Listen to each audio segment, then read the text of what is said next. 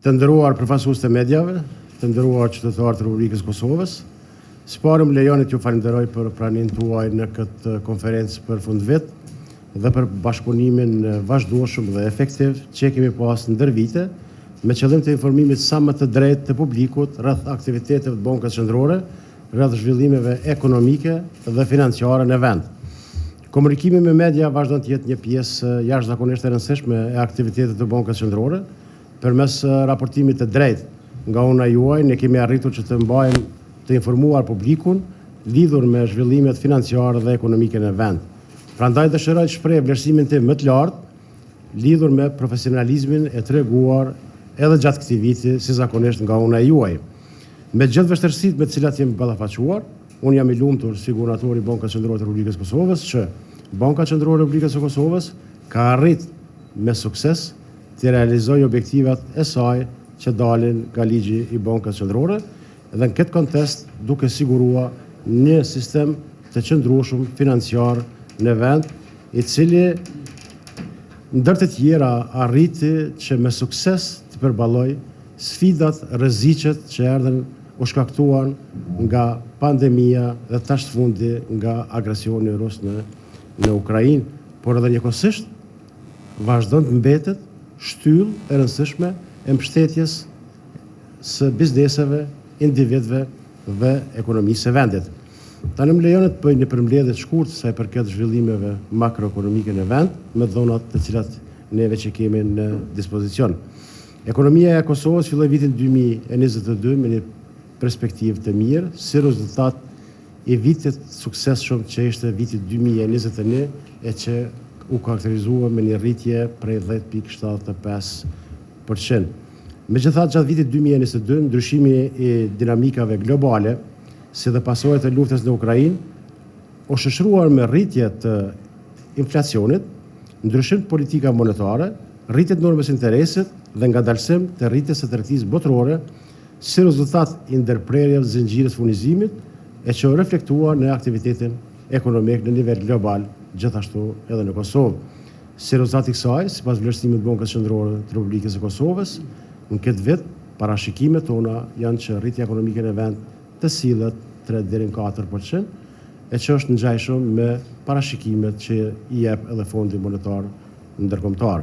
Bazuar në dhënat që kemi në dispozicion, po filloj tash pa dashur me hinë në detaje dhe në strukturë brenda rritjes së konsumit dhe indikatorëve të tjerë që kanë ndikuar rritjen ekonomike në vend, po fillojmë me shpenzimet e jo rezidentëve që kanë arritur në 1.48 miliardë euro apo me një rritje vjetore prej 26.1%. Kur flasim për shpenzimet e jo rezidentëve, gjithmonë duhet kuptojmë ose ndryshe mund t'i quajmë edhe si shpenzimet të diasporës. Po ashtu në vitin 2022 edhe remitencët ka arritur në 1 miliardë euro apo me një rritje vjetore prej 5.5%. Rritjet kërkesës së brendshme, pra si rezultat i kësajna, kemi një rritje të vlerës së importit të madhrave në 4.2 miliardë euro, apo me një rritje vjetore për 24.6%. Në anër tjetër, po ashtu edhe eksporti, ka shënuar rritje në 688 milion euro, apo me një rritje vjetore për 27.1%. Po flasim për eksportin e madhrave. Si rrjedhoi e këtyre zhvillimeve, deficiti tregtar arriti në 3.47 miliardë euro apo me një rritje prej 24.2%. Në anën tjetër, eksporti i shërbimeve deri në shtator 2022 shënoi vlerën prej 2.05 miliardë euro apo me një rritje vjetore prej 32.8%, që ka ndodhur kryesisht si rezultat i rritjes së vizitës së diasporës tonë dhe të turistëve në vend. Me rritje u karakterizua dhe importi i shërbimeve, që deri me shtator 2022 regjistroi vlerën prej 901 milion euro. Pra gjithsej, nëse shohim importin e mallave, ka arritur në 5.05 miliardë euro, kundrejt 2.7 miliardë që është eksporti në total. Për sa i përket investimeve të uja direkte, vlera atyre deri në shtator 2022 arriti në 567 milion euro, në krahasim me 395 milion euro që ishte një vit më herët. Kryesisht dominohet prej investimeve në patundshmëri, e që një pjesë tjetër i dedikohet shërbimeve financiare. Për sa i përket treguesve të tjerë makroekonomik në vend, vlerë të theksohet se mesatarja e inflacionit deri në nëntor 2022 shënoi 11.5% krahasuar me 3.4% sa ishte një vit më herët. Sa i përket zhvillimeve në sistemin financiar në vend, është shumë e rëndësishme të theksohet se Kosova ka arritur të ndërtojë një sistem financiar të shëndosh, i cili jo vetëm se u dëshmua i aftë të përballojë krizat që u shkaktuan nga pandemia dhe agresioni rus në Ukrainë, por edhe të merr rol shumë të rëndësishëm në mbështetje të ekonomisë për të përballur krizën me pasojat sa më të vogla që ishte e mundur. Gjithsej mjetet në sektorin në sistemin financiar në vend arritën në 9.43 miliardë euro apo me një rritje prej 10.2%. Sektori bankar si komponent kryesor e sistemit financiar në vend po luan rol shumë të rëndësishëm në përkrahjen e ekonomisë së vendit, duke vazhduar me rritjen e kreditimit dhe njëkohësisht vazhdon të ruajë shkallën e qëndrueshmërisë. Deri në muajin tetor 2022, vlera e kredive të reja arriti në 1.56 miliardë euro, apo me një rritje vjetore prej 13.6%. Përderisa vlera totale e kredive arriti në 4.27 miliardë euro, apo me një rritje vjetore prej 18.4%. Vlen të theksohet posaçërisht se cilësia e mirë e portfolës kreditore me një normë të kredive jo performuese prej vetëm 2% në tetor 2022, mburishmëria e kredive jo performuese me provizione për humbje nga kredit mbeten në nivelin e lartë 151.2%, që dëshmon për nivele adekuate të provizioneve në sektorin bankar. Gjithsej mjetet e sektorit bankar kanë vazhduar trendin e rritjes edhe gjatë këtij viti, duke arritur vlerën 6.46 miliardë euro në tetor 2022, e cila paraqet një rritje vjetore prej 12.4% krahasuar me periudhën e njëjtë të vitit të kaluar. Sistemi bankar vazhdon të gëzojë besim të lartë të publiku dhe besim ky i shprehur edhe në rritjen e vazhdueshme të depozitave. Në tetor 2022, vlera e përgjithshme e depozitave arriti në 5.3 miliardë euro, që paraqet një rritje prej 14.2% nëse krahasojmë me një vit më herët. Ritmi i rritjes së depozitave kryesisht shkon ose dominohet nga rritjet e depozitave familjare, që e përbëjnë 67.6% total të depozitave.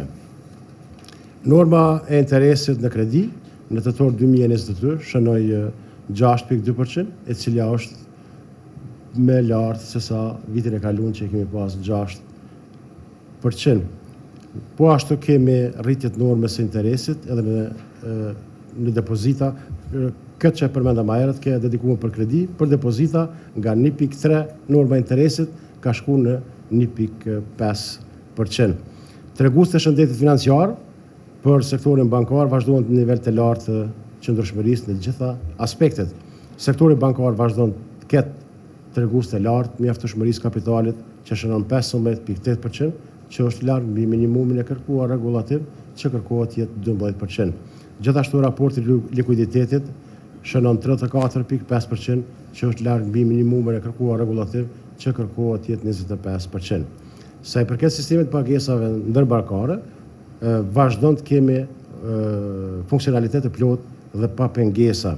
Deri në muajin nëntor 2022 janë procesuar 15 milion transaksione me vlerë totale 14.7 miliardë euro.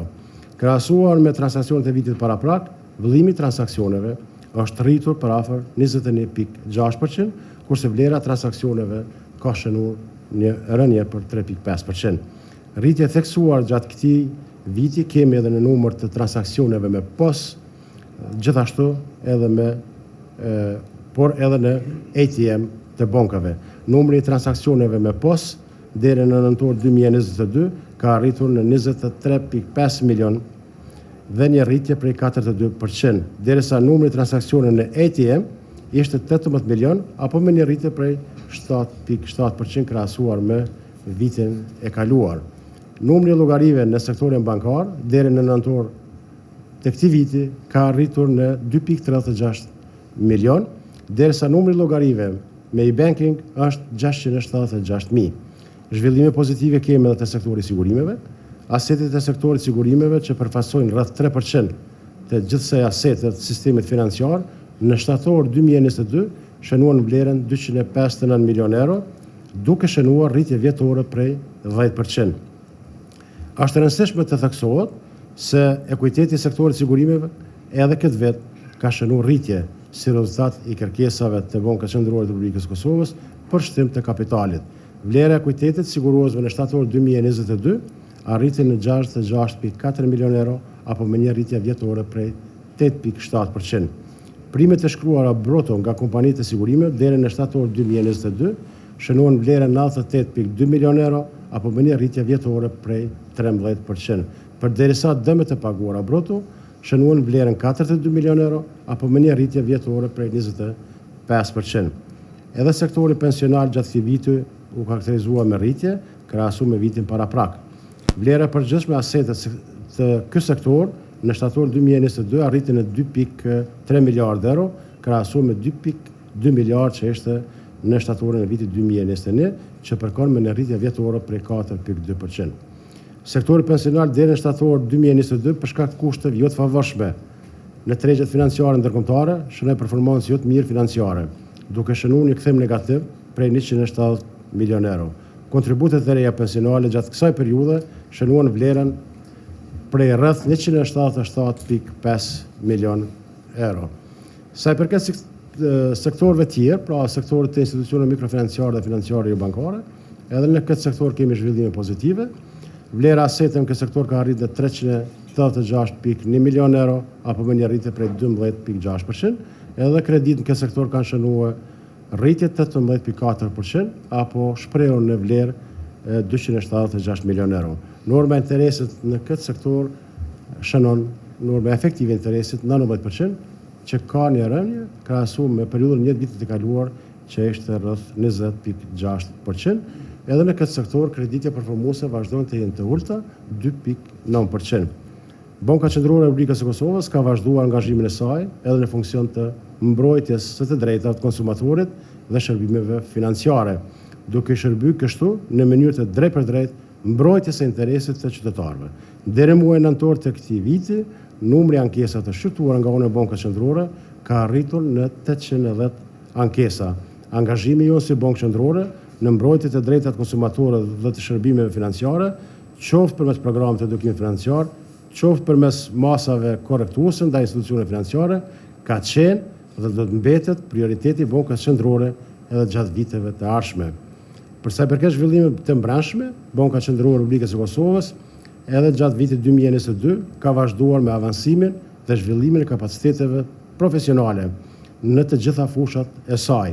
Përkundër situatës së krijuar nga kushtet jo të favorshme ekonomike në tregjet financiare ndërkombëtare, ne kemi arritur që të sigurojmë që Banka Qendrore të ketë rezultat financiar pozitiv. Pra kemi një rritje krahasuar me vitin e kaluar si rezultat i performancës të mirë që e kemi si Bankë Qendrore. Kemi rritje të hyrave edhe në aspektin regulativ që të vinë nga pagesat, po edhe në menaxhim i mirë i investimeve në tregjet financiare ndërkombëtare përkundër performancës së tyre jo të mirë.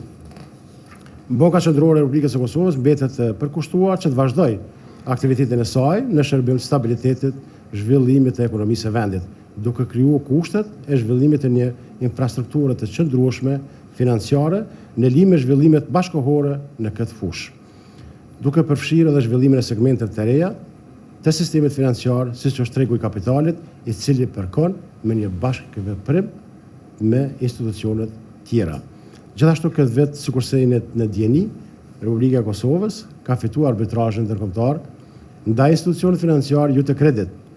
Ky rast dëshmon se qartë se Banka Qendrore e Republikës së Kosovës ka qenë dhe mbetet e sigurt në ligjshmërinë e vendimeve të saj. Jo vetëm në raport me këtë institucion, mi po në raport me gjitha vendimet që i kemi marrë. Pra, gjatë kësaj periudhe, po flasëm 5 vjeçare, ne kemi tërhiq gjithsej 14 regjistrime apo licenca.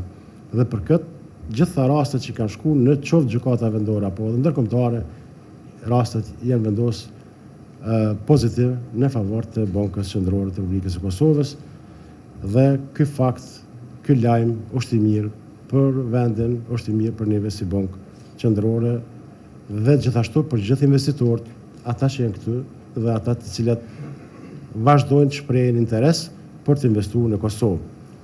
Duke shpresuar dhe besuar që viti i ardhshëm do jetë një vit më pozitiv në të gjitha aspektet, unë ju uroj juve shëndet, gëzime dhe të gjitha të mirat në familjet e juaja edhe në vitin e ardhshëm.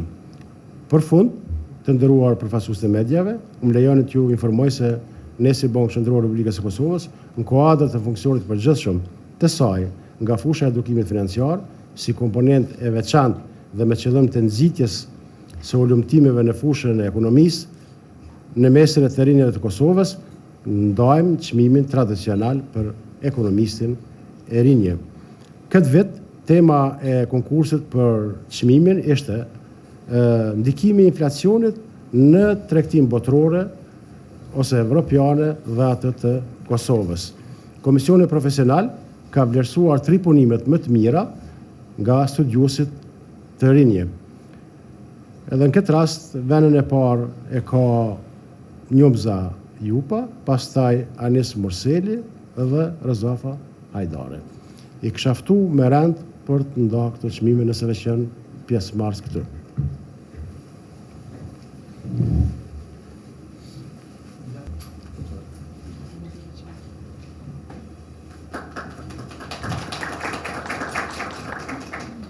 Pastaj vjen Anis Murseli.